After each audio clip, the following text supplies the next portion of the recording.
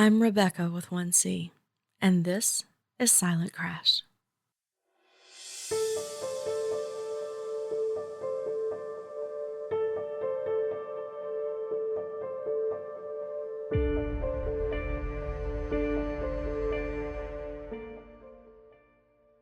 I have a question for you, listener.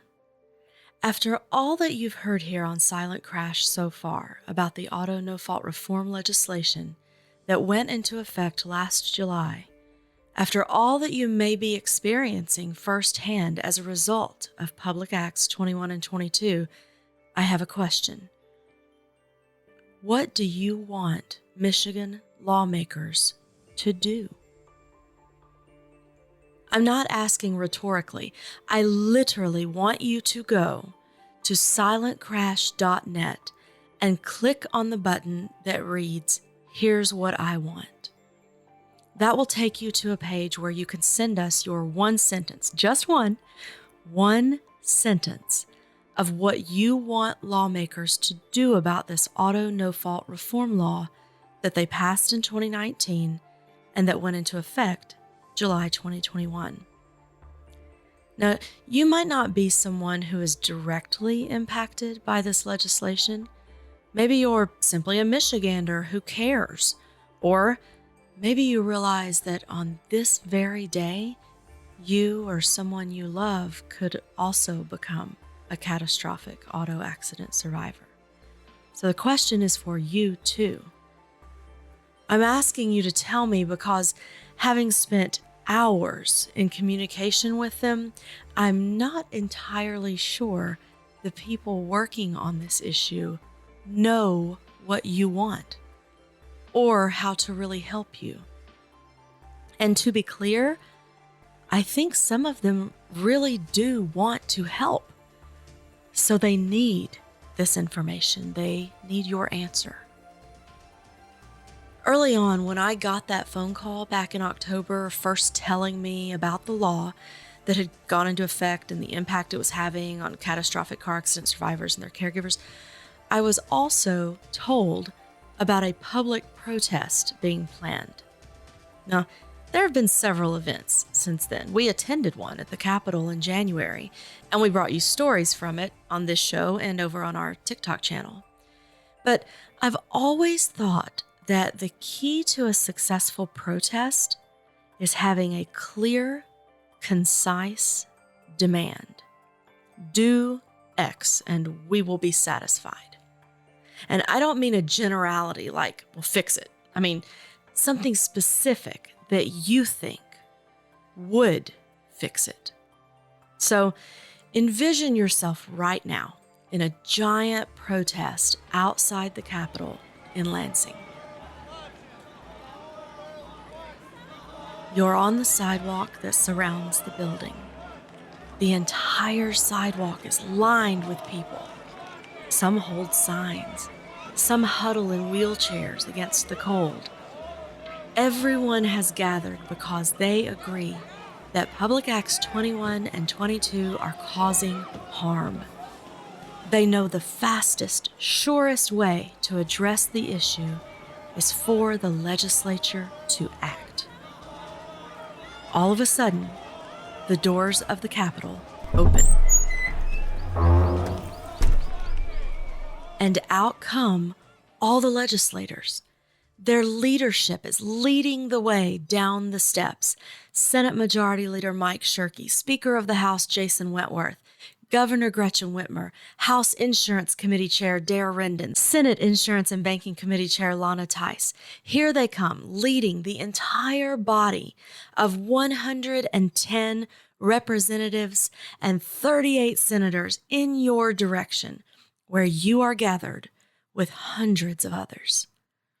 Now, envision them stopping right in front of you. And you hear the words, "Okay, we hear you. We give. What is it you want? And we'll go back in there and do that." What one sentence would you say? What could they go in there and do that would fix this for you? I want to know your answer. Will you please go to silentcrash.net and click on the yellow button that says, "Here's what I want," and tell me. Let's take a short break while you think on it, or hop on over to silentcrash.net and submit your answer. When we come back, I'll introduce you to a man who answered that question during our time together. A man whose company is bleeding about $1 million a month as a result of this reform. I'm Rebecca with 1C, and you're listening to Silent Crash.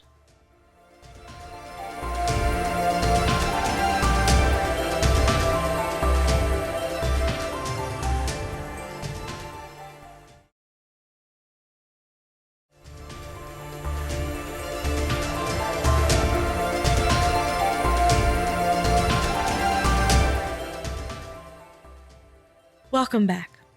I mentioned before the break that we were recently in Michigan at the Capitol to attend a gathering of individuals impacted by PA 21 and 22. While we were there, I visited with a few stakeholders scattered throughout the state, digging deeper and deeper into why this happened and what impact the law is having on the community. Now, you heard my discussion with Brian Woodward already. He's that gentleman who had built a solid, good life after an auto accident left him paralyzed from the chest down. He owned 2 homes, worked for decades for Ford, and was an active member of his church and community. The reform caused such a cut in pay for his home health care workers, though, that they had to quit. He ended up in a facility, has endured several hospital admittances and changes to his care, and at the time I talked to him, was in the precarious position of living in a rehab facility, even though he is fully rehabbed. He was there because nursing homes do not have openings, and even if they do, they are not equipped to handle Brian's medical needs. The name of the facility that took Brian in is Special Tree. My name is Joe Richert. I'm the president and CEO of Special Tree Rehabilitation System. My family has owned Special Tree since 1974. My mom got our business started originally. It was a small nursing home. She loved the nursing home misfits, and they were basically younger people back then. There wasn't really community rehab. And as it turned out, many of these people were brain injured or spinal cord injured young people. And so we very early on specialized in the neurorehabilitation. I've been here from the start, so that means I've been here for close to 50 years. For a minute. For more than a minute. And here, this facility we're in, am I in Detroit? Where am I? Sorry. We're in Romulus, Michigan. Romulus. And this is, how close am I to Detroit? I saw the sign for Detroit when I was on my way here. You're 20 minutes away. You're 5 minutes from Detroit Metro Airport. Okay, got it. So we're about 20 minutes from downtown, right? Got it. And is this the only Special Tree facility? It is now. This campus, there are a total of 60 beds and an outpatient center on it. Okay. We formerly had a residential program that we merged with another residential program, and it is now called Rensselaer Neuro, and it's one of the largest in Michigan, and we cover 6 counties. Got it. And in addition to this facility, you also have houses, right? Yes. And about how many houses do you know? Well, we have one house on this campus, but the other houses went with this merger. Got it. And so we have about 30 houses. Got it. And so in this facility that we're sitting in right now, about how many patients are there, did you say? We have capacity for 39 and 15, so that's 54 in total. And about how many of the ones here right now are catastrophic car accident survivors? Over 95% of our patients are catastrophic car accidents. So when they come here, what kind of care are they getting? That the people who listen to this show, many of them are completely unfamiliar with what a catastrophic car accident survivor needs to survive on a daily or even hourly basis. So I walked down your halls. I see that people are in their rooms. This is a residential facility. So what kind of care are they getting? Well, the first thing that's interesting about this particular program is we are the one of two post-acute long-term care programs that has both accreditation by CAR for spinal cord injury and traumatic brain injury, and it's one of two in our nation. So it's a very unique program. Where's the other one? I think Not it in is in Iowa. Okay. So you can treat spinal cord injury and traumatic brain injury. Yeah, and multiple trauma. Often people who are in a car crash, unfortunately, could have all three. Got as it. part of the outcome. Got it. And so when we get patients, they typically straight out of acute care, after The hospital. out of the hospital, out of trauma center, Mhm. and they're often still in a coma. If they're spinal cord injured, they have just not even come close to an understanding or acceptance of what their future is going to be. Mhm. And we take people that are medically very acute. And because of that, we have full-time PAs, we have round-the-clock nursing, round-the-clock respiratory therapy, and are just heavily staffed. So how long if they're coming here right from the trauma center, so they get them stable at the trauma center, right? Right. And then so these patients who have told us I was in the hospital for 30 days or however long, this is where they could come from the hospital. Yes, often Okay. where they do come. Okay. And then so is this the facility where they could stay for a month? They could stay for years? Both happen. Okay. Typically what happens is if somebody is on a real successful recovery path, they'll get most of their recovery here and then be discharged to home or discharged to a residential program. Got it. And that's often 6 months, Okay. 90 days. Okay. And how many staff do you have here? On this campus, we have about 230 staff. Okay. And then before the reform, before PA 21 and 22 took effect, did you have issues with regard to getting any of what you needed to provide a patient covered financially? Well, I would say no. However, we did work really hard. You still had to prove the claims. You had to sometimes negotiate with the insurance companies. Mm-hmm. And occasionally, unfortunately, you'd have to hire counsel. Did you feel as if there was a clear and expected process that you would follow every time? Oh, yeah, there was. And it's interesting because often they'll say that the benefits in Michigan are unlimited. That's not even close to the reality. The fact is that if the insurance company thought we were charging too much, Mm-hmm. they would call us up and we would have to negotiate with them and they would pay us a smaller amount. So there's nothing unlimited. You couldn't just double your Right. price and expect to get paid. Got it. Yeah. So there really wasn't, from your perspective, an opportunity for someone who is in this business to just suddenly start defrauding the system. No. Because there was part of the system had checks and balances against that. There are a lot of checks and balances. There were review companies, as there still are now, and there was competition. Right, because you're not the only facility. Right. And that made Michigan very rich and robust when it came to taking care of catastrophic injuries. So now, since the reform, first of all, let me ask, how did you find out that things were going to change? Well, I mean, we knew the law, Mm-hmm. and we knew that, and we also knew that many legislators admitted that they screwed up in the law, Mm-hmm. and that they were going to fix it. And so for the last couple years, we've been working in Lansing as our provider group, attempting to get them to fix it. So you've been laboring under the belief that, okay, they might have messed it up, but they are going to fix it in short order. Absolutely. Do you still think that now, 7 months later? Not at all. And it's unfortunately made me much more cynical because I've had legislators tell me that, Joe, we're going to get this fixed.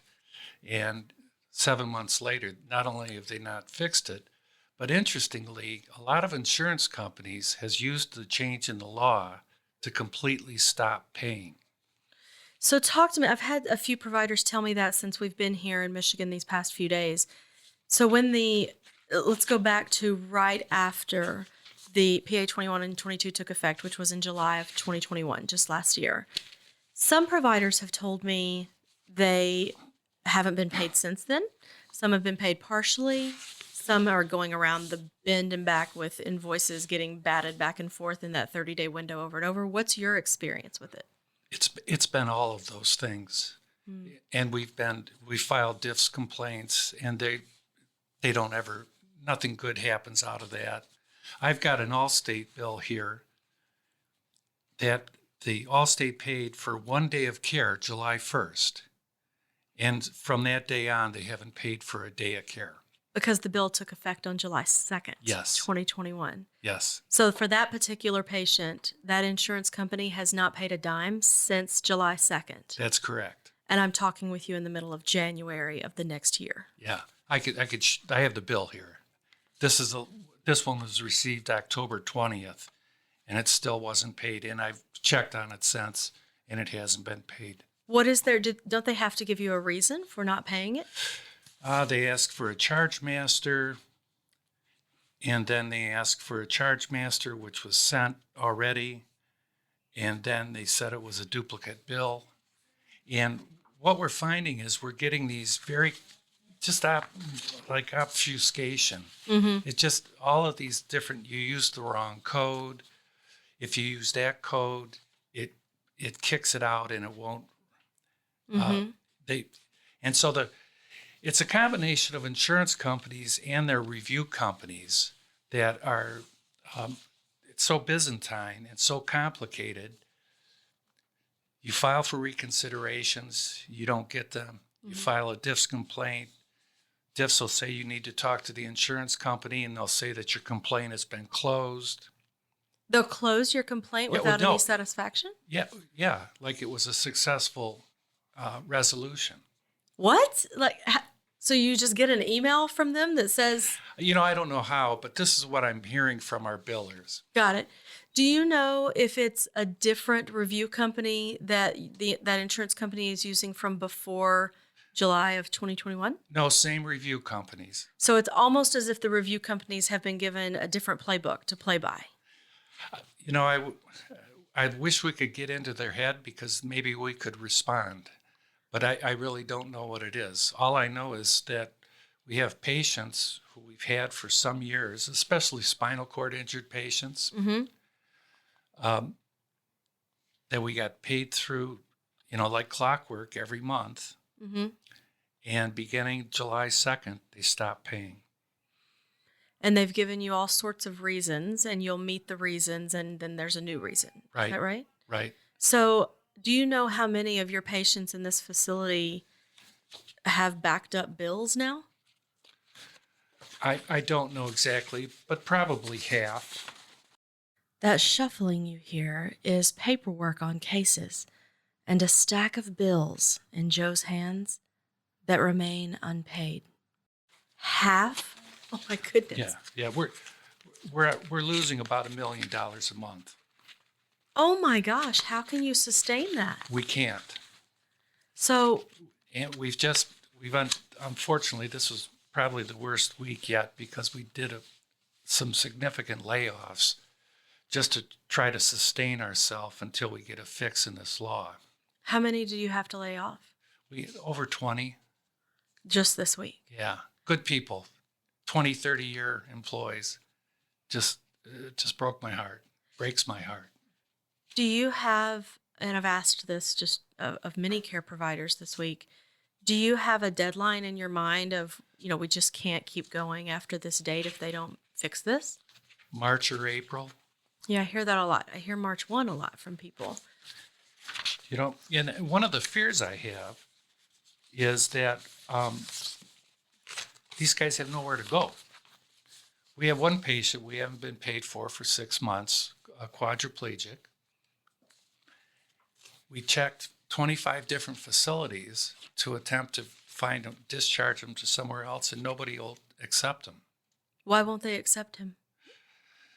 Variety of reasons. Many of them aren't specialty centers, in spinal cord injury. Some say it's because of auto no fault and the things they've heard. And just no interest. How long has that patient been here with you? 10 years. So one of your patients that's been, it sounds as if being perfectly cared for 10 years, you can't sustain, obviously, Right. because you're not getting paid. And so it was maybe another facility they will pay. And so you've called 25 other facilities to find him care, and they won't take him either. Right. So what happens? You're not alone in this. I mean, I'm sure you're hearing it from others too, but I've sat down with so many care providers like you who are telling me the exact same story. And I ask all of you, what happens when you can't afford to keep your lights on anymore to these patients? So that's one of my big fears, because you never would want to be accused of a patient abandonment, and which in and of itself would be malpractice. So you're being backed into a corner to commit malpractice because you can't. You would be, because eventually you run out of money. Right. And it's a legal opinion that I'm having researched right now, because that's my absolute worst case scenario, is not being able to afford to pay people to take care of people that are under our roof, that we can't find another roof for them. Why do you think, I know that many of us, we've uncovered even here, as you said earlier in our discussion here, there were plenty of legislators who voted for this that didn't realize what they were voting for. It was done very quickly. They didn't have time to read it. But this was created by certain legislators. What do you think they were trying to do? I honestly don't think originally they had any malice in this. I think what they were doing was they were thinking about hospitals. Okay. They really didn't have the post-acute industry on their radar. And what they were doing is negotiating a rate for hospitals. And hospitals all take Medicare. And so the 200% of Medicare, or 235, or whatever amounts of Medicare they could all agree on. And I honestly think what happened was someone said something like, well, what happens if there isn't a Medicare code for it? And they said 55% of what they got paid in January of 2019. That's funny. That's exactly what I was told happened. That the hospitals were asked how much should be charged for things that didn't have Medicare codes. Of their charge master, because charge masters are typically 200% of what they'll accept.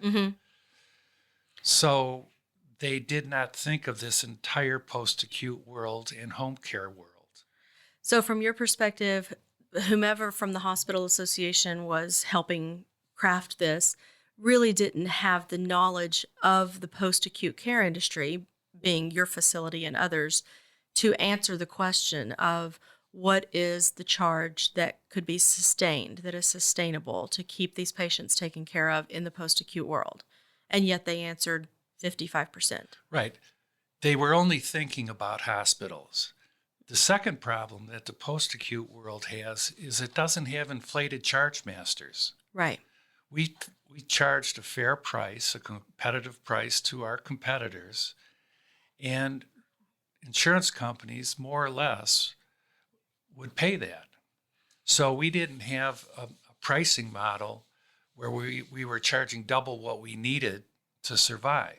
So you weren't charging $1,000 for something that you really only needed $500 for. You charged $500. We did. Unlike hospitals. Right. That can charge $50 for an aspirin, right. knowing that they're not going to get it.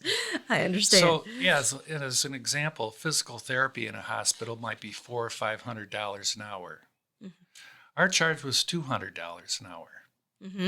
And so it was just, everything was, it might be too expensive, but it was still reasonable charges. I have since confirmed that the man who has taken responsibility for bringing about the 55% language in the bill is named Jay Rising. Sometime between May 18th and May 22nd, 2019, there was a meeting at which the verbiage for the legislation that became PA 21 and 22 was being worked on. Post-acute care providers were not in that meeting. Neither were attorneys who had represented them. Neither were patients or their family members or the organization that had been working to protect auto no-fault for years. Instead, the room had people from the Insurance Industry Lobbying Organization, IAM, and from the Hospital Association. The question arose as to how post-acute services would be charged. Remember, post-acute is typically after the hospital. They're services that happen once the patient is stabilized, like rehabilitation therapies. It's not exactly a question a hospital would have a great answer for, as their primary business is acute care. It's a question for people like Joe Richert, really, whose entire business is post-acute care. As the question rang in the air, Jay Rising, who was an aide to Governor Whitmer at the time, reportedly said something like, "How about if we just say 55% of whatever was charged on January 1st? Everyone in the room agreed, and the group moved on to other areas of the bill. This is what happens when bills get pushed through quickly in the middle of the night, without input from all the stakeholders, without public testimony, without proper time to consider and vet the verbiage. A governor's aide can ask a question, make an off-the-cuff suggestion, and it becomes a law that shutters over 60 businesses, throws thousands out of work, robs patients of the homes and lives they had built, and even takes 7 lives so far." One source told me Jay has since said, "Yeah, I guess I'm the one to blame for all of this." For what it's worth, I don't think you are, Jay. You weren't tasked with representing the people of Michigan. The governor, representatives, and senators were. They had a duty to ensure this bill would not harm their constituents, not you. They solicited votes from those constituents on the promise of providing representation for them and their interests at the state level during the lawmaking process. Not you, Jay. They passed this law in the 2:30 a.m. darkness. And they are the ones who still, as I speak, are allowing its ongoing fallout. So why do you think that all sounds so easily understandable to me? Thank you. What? So if I can understand it, and I'm not a legislator and I don't have a legal background, why do you think that the legislators aren't rallying to simply fix this? It seems like a very simple fix. It's my understanding that the other side's lobby is strong, and they're asking the legislators to just wait and see what happens. Well, you've just told us what's going to happen. Yeah, and I don't want to suggest anybody is thinking this evil, but they may not like the post-acute industry. They may not like the long-term care supports and lifestyle and, relatively good quality of life for somebody who's significantly, catastrophically injured. They may not like to support that anymore, because that's the only kind of logical answer to me, because they're driving us out of business. I actually did have someone from their community say to me, with regard to, I was telling them about a patient who's a quad who can't communicate verbally. And they said, "Why would you even keep that person alive?" And I said, "You clearly have never had somebody that you love in that shape, because being able to have them with you is so valuable." And one of the beautiful things here in Michigan is You've made such advancements in helping these patients find healing. Who knows if you won't know how to give that person verbal skills again in a year or 5 years or 10 years. And the people don't understand the kind of love that these guys get from their staff, and how much they enjoy each other's company, and how there really is a quality of life there that maybe an outsider wouldn't be able to perceive, but it really is here. I wish everybody could meet you guys like I do, because I've been saying that so much this week. I have never encountered a community so full of just authentic kindness to each other. Yeah. They just really, they see each other, in terms of staff and patient. They communicate well. They care about each other. They go the extra mile for each other. They really are a community, this post-acute world, unlike anything I've ever seen. I can't believe it when I see it. Yeah, it really is neat. And, it warms my spirit every time I see them doing something with the patient. We had a guy who was injured on his prom night with us for a long time on a ventilator. And we would put him in the swimming pool. They would use a ambu bag to keep him breathing, and they'd pour a Miller Lite through his tube feeding. I love that. And he was nonverbal, but he would have the biggest grin you'd ever see. Nice. See, they just go above and beyond to ensure there's still quality of life. Yeah. There's an enjoyment of being on this planet. We all enjoy it in different ways. I don't even enjoy it the same ways you do, I'm sure. And mine's no less valuable just because it's different than yours. Absolutely. And so, Michigan was the model for the rest of the country for years. In other states, I was on the Brain Injury Board of America. I was the chairman. I didn't know that. And what happens in other states, a person has a car wreck, catastrophically injured. Maybe they'll have a spaghetti fundraiser dinner. They'll get the guy stabilized on his health care, and then they get either discharged to home, or folks have to spend down all of their funds, become indigent, so they qualify for Medicaid. And then they're just put into a Medicaid facility which can't provide the kind of care that we do, and they're marginalized. And that's a sad story you hear in one town, and there may be another one a month later in another town. And this just goes on, and the whole of the disability, or the whole of the catastrophic disability community, just never makes a front page. Right.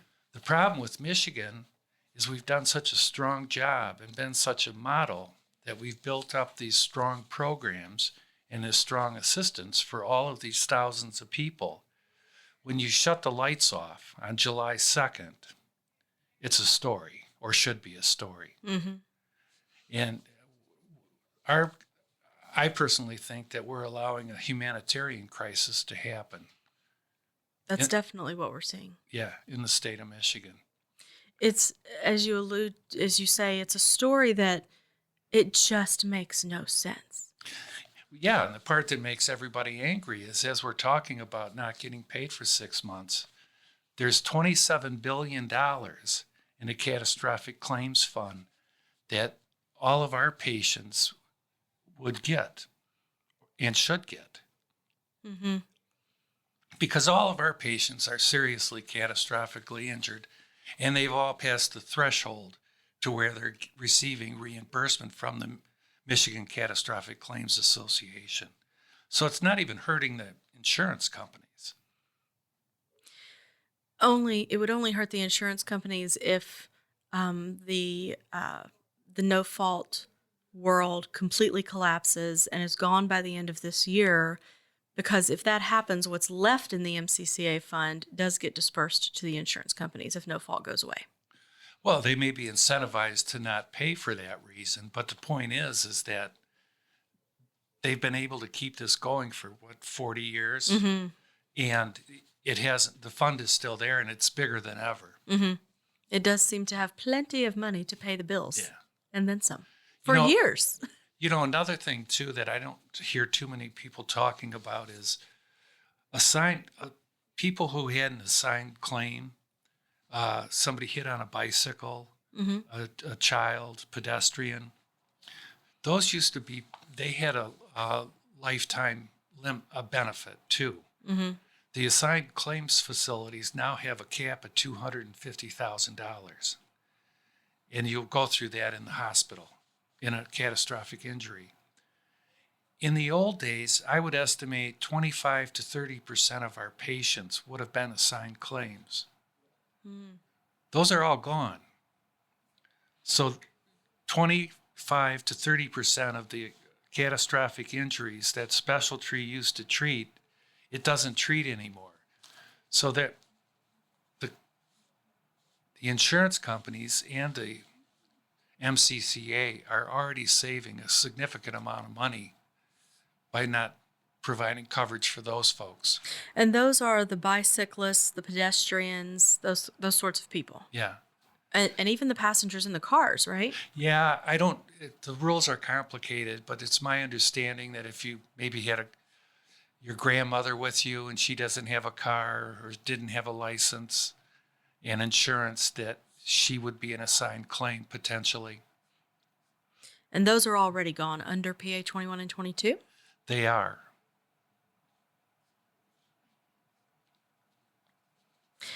That's such an interesting idea to think about, of going from a state that had a body of law that said, if you get catastrophically harmed and there's a vehicle involved in our state, we care and we'll take care of you. And then on purpose creating law that says, we're not going to take care of you.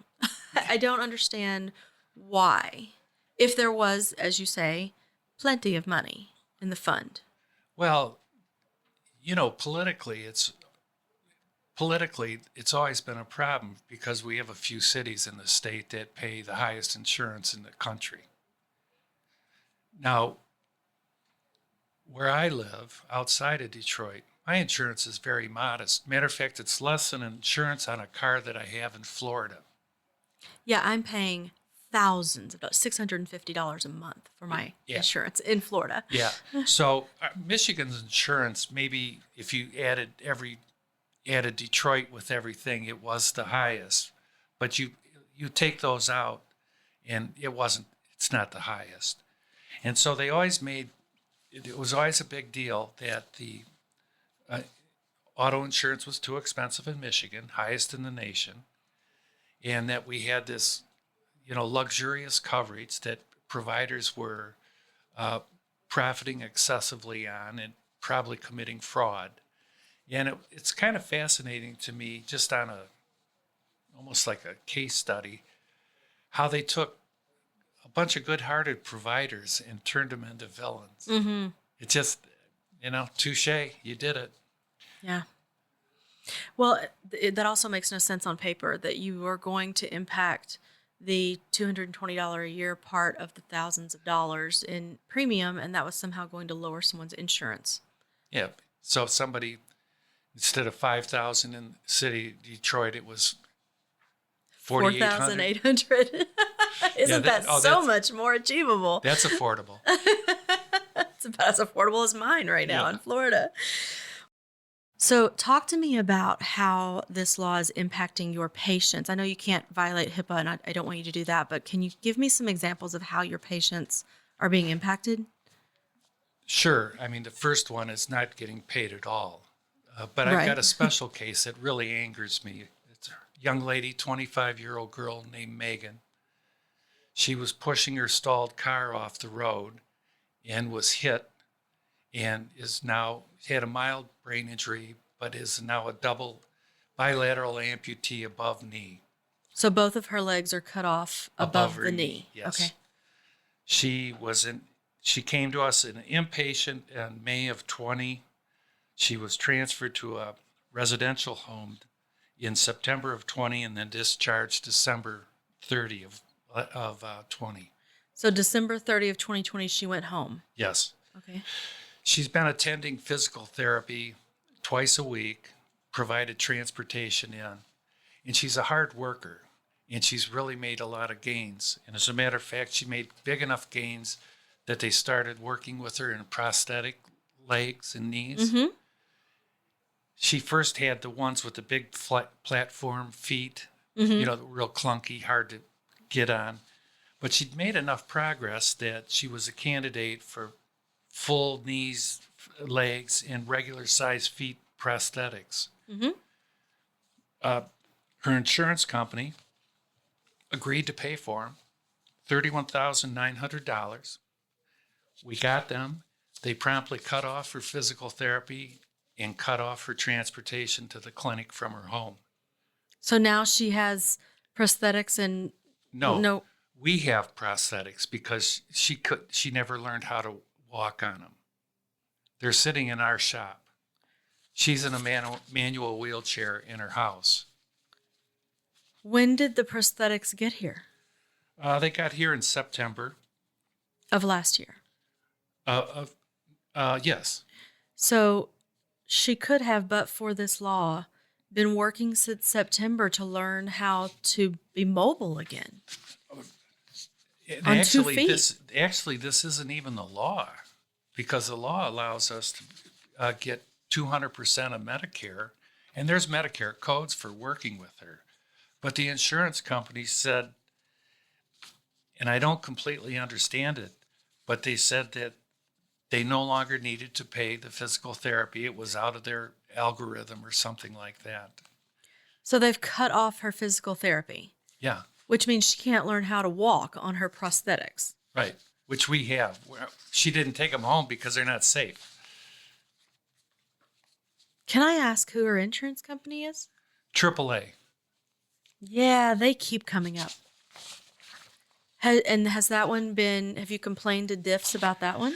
We're working on appealing this one. This one just, to me, it's such an open and shut kind of a case, and hardworking kid young lady taking care of her child as a single mom, really was trying to gain function, and they just, after they spend $32,000 on a set of prosthetics. It starts to sound, with all the stories that people have told me in specific about AAA and a couple of others, it starts to sound like there was some sort of memo or something of cut the physical therapy and cut the occupational therapy. And because it's just happening to patient after patient. They're all telling me this. Yeah. Physical therapy has been one that they've used this utilization review as a way to just cancel. And the problem with that, in my mind, and I'm not a physical therapist, but the thing you got to understand with physical therapy for somebody with a neurological condition is it takes time. Mm-hmm. It isn't like, knee rehab or something that's just orthotic or orthopedic. And it's something that you can't do on your own. You need Right. support from a physical therapist to do. So we, as an example, Blue Cross Blue Shield has deemed us a unique facility. And what that means is that we can go way beyond the PT limits that Blue Cross would typically set for a person who has just some orthopedic injury. Mm-hmm. So, even Blue Cross will acknowledge that our patients are different and they need more therapy. But not AAA, I guess. Don't know.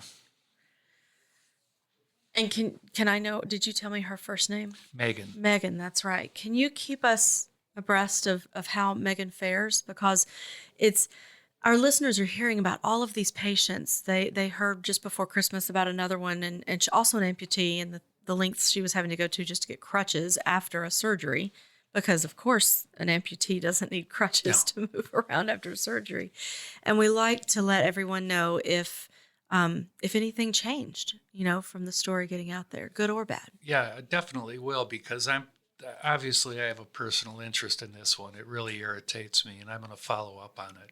Well, thank you very much, Joe, for coming on Silent Crash. If you had, let me just ask you this in closing. If we were sitting here right now with the architects in your legislature of PA 21 and 22, what would you say to them?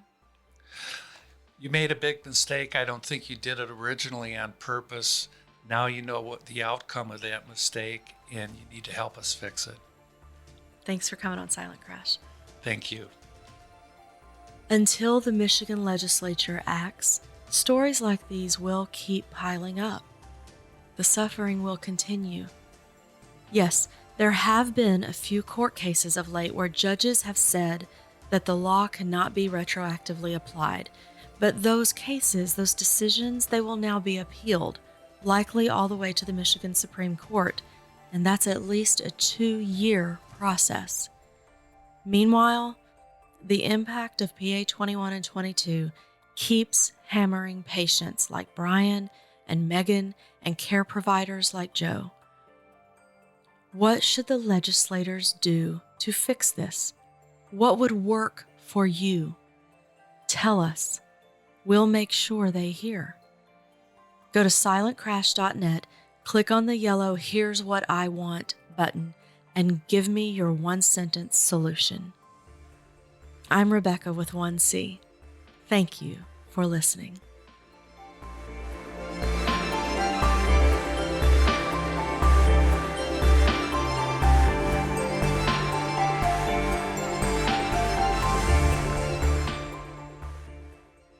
Follow and subscribe to Silent Crash, the quiet unraveling of Michigan's auto no-fault and the destruction of lives, wherever you listen to podcasts.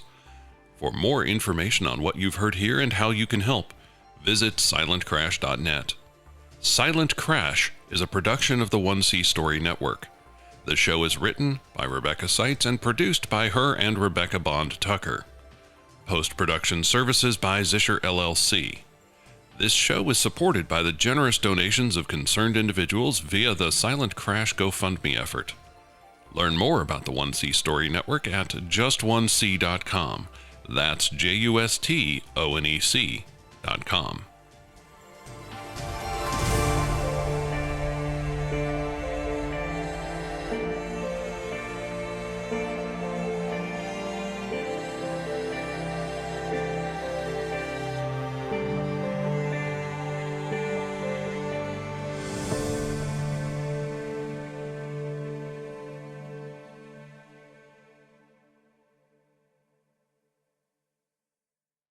The 1C Story Network, for the love of stories.